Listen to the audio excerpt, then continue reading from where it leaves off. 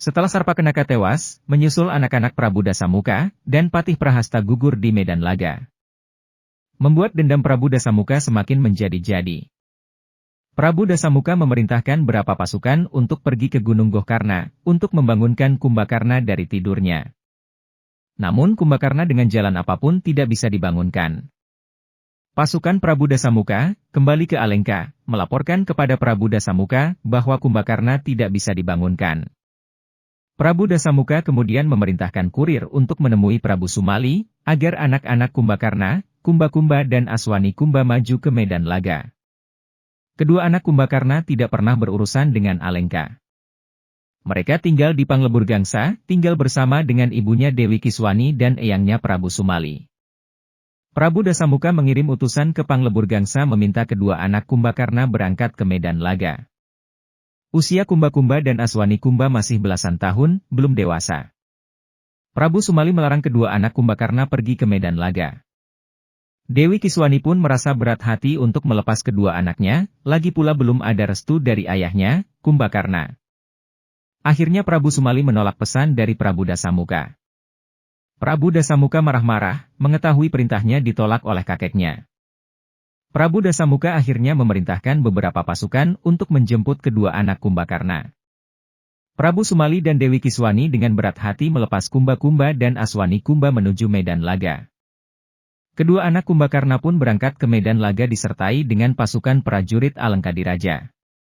Bendera Alengka telah kelihatan memasuki daerah pertahanan Swelagiri. Prajurit Pancawati telah bersiap-siap untuk menerima kedatangan mereka. Dari penjaga perbatasan memberikan laporan kepada Anggada, bahwa prajurit Alengka dengan kekuatan penuh di bawah pimpinan sepasang anak kembar Kumbakarna, Kumba-Kumba dan Aswani Kumba telah memasuki perbatasan pertahanan Swelagiri. Anggada dan Anila telah menunggu kedatangan para senapati Alengka. Pasukan Alengka barisan terdepan telah siap meluncurkan panah api. Sementara itu Wibisana mengerahkan anak panah hujan ke langit. Anak panah meluncur ke Megamendung, hujan pun turun dengan lebat. Panah api prajurit Alengka bisa dilumpuhkan. Perang pun terjadi, pasukan raksasa melawan pasukan kera yang jumlahnya puluhan ribu, ditambah dengan pasukan dari Goa Kiskenda terus merangsek mundur pasukan Alengka. Sementara itu prajurit Alengka dan Pancawati minggir. Kini Panglima Perang Alengka sepasang raksasa muda anak Kumbakarna terpaksa melawan pasukan Pancawati. Anggada dan Anila menerima tantangan raksasa muda. Anggada melawan Kumba-Kumba dan Anila melawan Aswani Kumba. Setiap kali Kumba-Kumba tewas, kemudian Aswani Kumba melompatinya, maka Kumba-Kumba hidup kembali, demikian pula sebaliknya. Tenaga Anggada dan Anila terkuras habis, dan jatuh tidak berdaya. Beruntung Sugriwa dan Anoman segera menolongnya. Sugriwa teringat kepada kakaknya Resi Subali yang menceritakan perang di Goa Kiskenda. Ketika melawan Prabu Maesasura dan Patih Lembusura yang juga memiliki kesaktian ganda bagai Kumba-Kumba dan Aswani Kumba. Namun Sugriwa sudah terlalu tua untuk melawan mereka. Anoman bersedia menjadi lawan keduanya. Perkelahian antara kedua anak Kumbakarna dan Anoman begitu seru.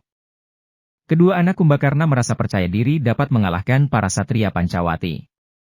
Ketika Anoman di tengah-tengah di antara Kumba-Kumba dan Aswani Kumba dalam posisi berhadap-hadapan, tiba-tiba Kumba-Kumba dan Aswani Kumba bersemangat dengan kekuatan penuh menyerang bersama. Anoman menghindar dengan meloncat ke atas, sehingga kepala mereka berbenturan dengan kerasnya, sehingga kepala mereka pecah, dan tewaslah anak-anak Kumbakarna. Wibisana di dalam hati menangisi kedua kemenakannya, yang tewas mengenaskan.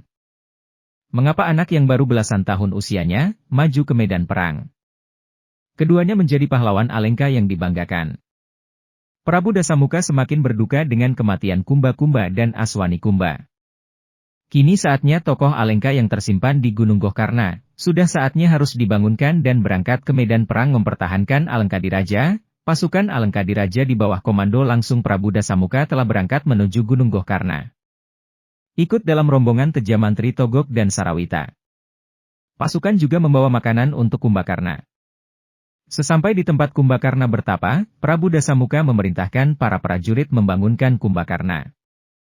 Pasukan trompet, pasukan tambur dan pasukan meriam sampai dengan petasan bergantian membangunkannya.